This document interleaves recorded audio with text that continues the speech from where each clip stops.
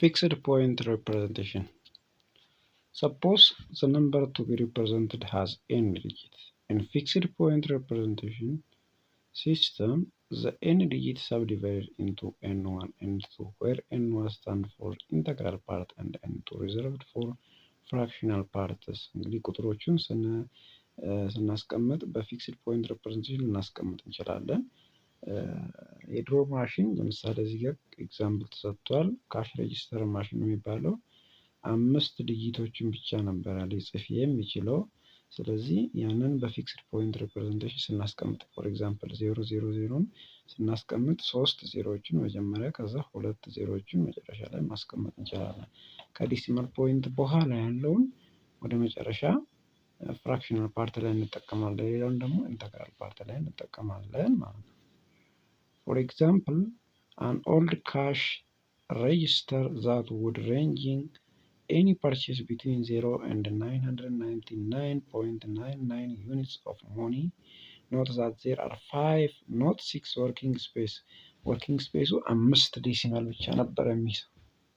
ከዚህ ውስጥ ለምሳሌ ሁለቱም ጥያቄዎች አብረን እንሰራለን፣ ሌላው እናንተ ትሰራላችሁ።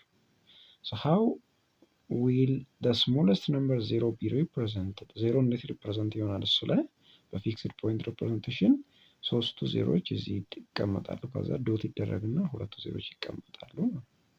How will the largest number 999.99 be represented? እነዚህ ደግሞ ሶስቱ የመጀመሪያ ዲጂቶች መጀመሪያ ላይ ይጻፋሉ፣ ዘን ሁለቱ 99 ደግሞ መጨረሻ ላይ ይጻፋሉ። ስንት ዲጂት ነው የያዘው? 5 ዲጂት ነው የሚይዘው። ስለዚህ ይህንን ኤግዛምፕል በመመልከት በዜሮና በዚህ ቁጥር መሀል ያሉት ግብይቶች ማንኛውም ቁጥር ሲመጣ በዛ መሀል ያለውን በዚህ በፊክስድ ፖይንት ሪፕሬዘንቴሽን እናስቀምጠዋለን። ለምሳሌ 256.78ን መጨረሻ ላይ እናስቀምጣለን። ሶስቱን ዲጂት ደግሞ ኢንተግራል ፓርት ላይ እናስቀምጣለን። Do not forget reading assignment on topic of floating point representation. Propagation of errors. If a calculation is made with numbers that are not exact, then calculation itself will have an error. How do the error in each individual number propagate through calculation? Let's look at the concept via example. Find the bound for propagation of error and in adding two numbers. For example, calculate x plus y ብለን ኤክስን በዚህን ያህል ዋይን ደግሞ በዚህን ያህል ብንሰጥ ኤክስ ማለት 1.5 ሲደመር ኦር ሲቀነስ 0.05 ዋይ ደግሞ 3.4 ሲደመር ኦር ሲቀነስ 0.04።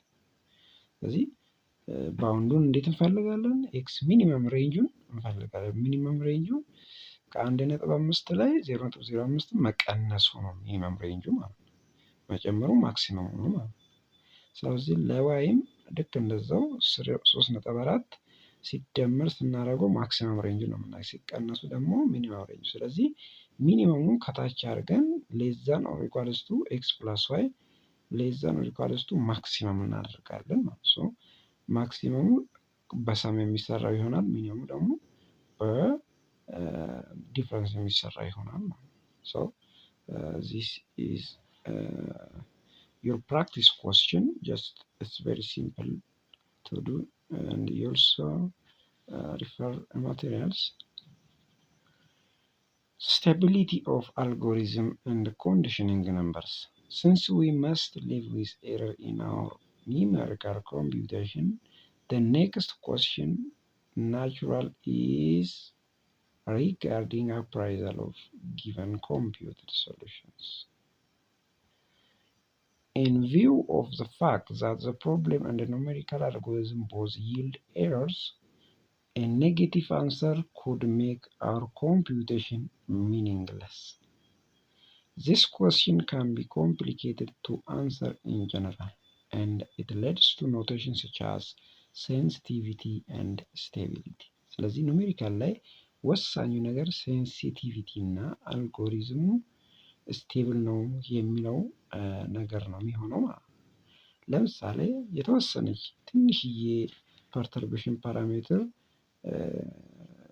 ትልቅ ለውጥ ሲመጣ መልስ ላይ ትልቅ ለውጥ ሲያመጣ ያ ፕሮብሌም ኢል ኮንዲሽንድ ፕሮብሌም ይባላል። If the problem is too sensitive or ill-conditioned, meaning that even a small perturbation in data produce large difference in the result.